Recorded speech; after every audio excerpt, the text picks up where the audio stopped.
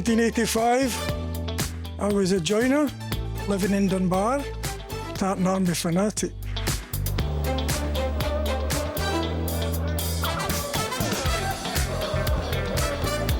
I lived with my parents in Falkirk and I worked in a local garage. I followed Scotland all over the place. I never missed one. It was just part of my life. In fact, it probably was my life then. It would have been the end of the world for me to miss a game. In a fortnight's time, Scotland are hoping to secure their place in the World Cup finals in Mexico. They completed the first leg of their play-off with a 2-0 victory over Australia at Hampden. We were behind the goal, and I turned round to a friend and said, "Do you fancy going to Australia?" I started to panic. Oh, God almighty, how am I going to save up here to go to Australia? I knew people used to emigrate there, and there's got kangaroos. The Scottish-based members of the 18-strong squad began their trek to the other side of the world at Glasgow Airport this evening. By the time they've returned, they'll have completed 24,000 miles. It's the longest trip ever undertaken by a Scottish international team. I've no idea how we managed to buy flights. We didn't bother with decks. We were just going to make it up as we went along. I did try to save up, but only worked at a garage, so it was kind of hard to save up. So eventually I asked my parents. It must have been the SFA. They phoned up and they said, "Yep, we'll get you on the flight with the team."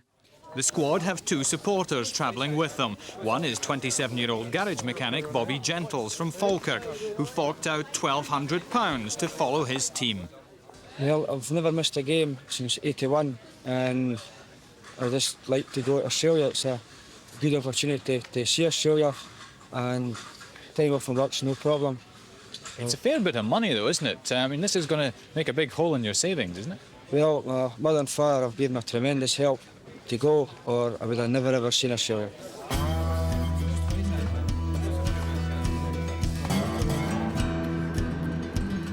"29 hours. 29 hours. I probably slept most of the way. We got off the plane into the middle of Melbourne.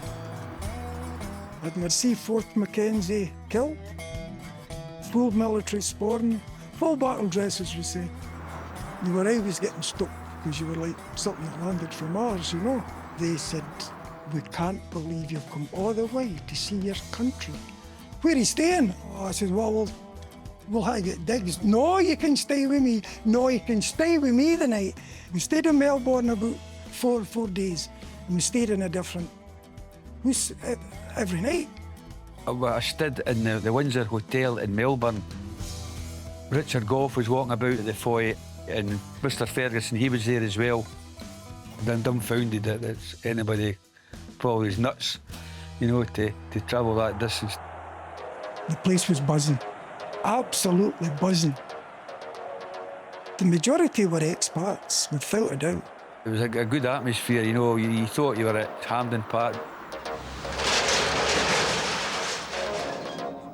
Kick-off at 9 this morning saw many of the Glasgow pubs with special licences more full than at 9 most evenings. These men came in their working clothes straight from the city's fruit and vegetable market, and work all over the city was abandoned.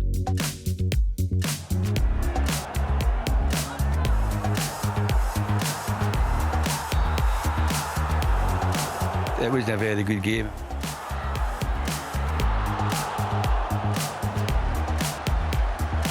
It's boring. It was nothing each. The supporters that were watching it in the bars back in Scotland, they've took a morning off their job to watch it, and they're expecting a better performance. It wasn't very spectacular, was it? Nah, what a rubbish, man. Pretty terrible. If they can't do it now, what chance they got in Mexico, like, you know? It was a disgraceful shown by Scotland's national football team. We should have made Australia a right good govern. I've often went abroad to see Scotland and come home disappointed, so it's just how it is. To me, the main thing was to qualify for the World Cup, and that's what they done. It was one of the best trips I've ever done. No, it's the other side of the world right enough, but I was only wanting to go and see my football team. If you solely go to see the football, you're going to have a lot more lows than highs. I've still got my Scotland Travel Club. There's the number there, 747.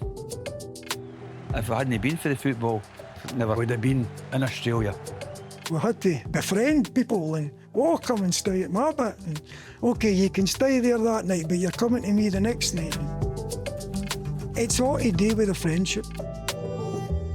You just can't put a price on that.